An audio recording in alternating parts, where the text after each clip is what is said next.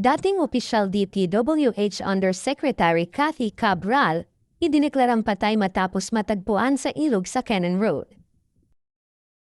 Idineklarang patay ang nagbitiw na Undersecretary ng Department of Public Works and Highways, DPWH, na si Maria Catalina Cabral matapos siyang matagpuang walang malay at hindi na tumutugon sa gilid ng Bud River sa kahabaan ng Cannon Road noong Huwebes ng gabi, ayon sa Cordillera Police Office.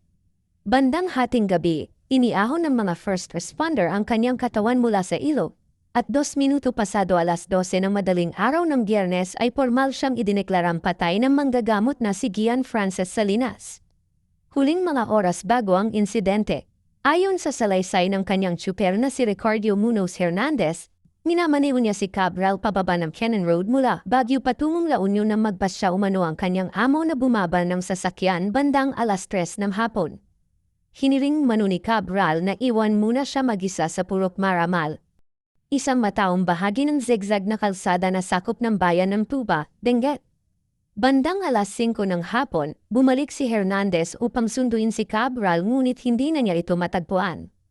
Agad siyang nagtungo sa isang hotel sa Baguio kung saan nakabok si Cabral, bago muling bumalik sa Cannon Road UDEC, malapit sa Station 8 ng Baguio City Police Office, upang humingi ng tulong. Nagsagawa ng sariling search operation ng pulisya at natagpuan si Cabral humigit kumulang 30 metro mula sa pampam ng ilog.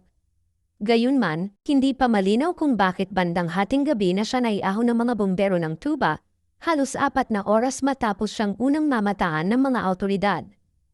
Ang Purok Maramal ay malapit sa isang nasirang rock shed at proyekto ng rock netting, mga infrastrukturang siniyasat mismo ni Pangulong Ferdinand Marcos Jr. noong Agosto, kasama sina Benjamin Magalong, alkalde ng Baguio, at Clarita Salongan, alkalde ng Tuba. Ang mga proyektong ito ay binatikos ng Pangulo at tinukoy bilang may posibleng anomalya dahil sa questionableng kalidad ng pagkakagawa. Ugnay sa kontrobersya sa DPWH. Kasama sa mga inimbestigahan kaugnay ng mga naturang proyekto ang mga matataas na opisyal ng DPWH, kabilang si Cabral.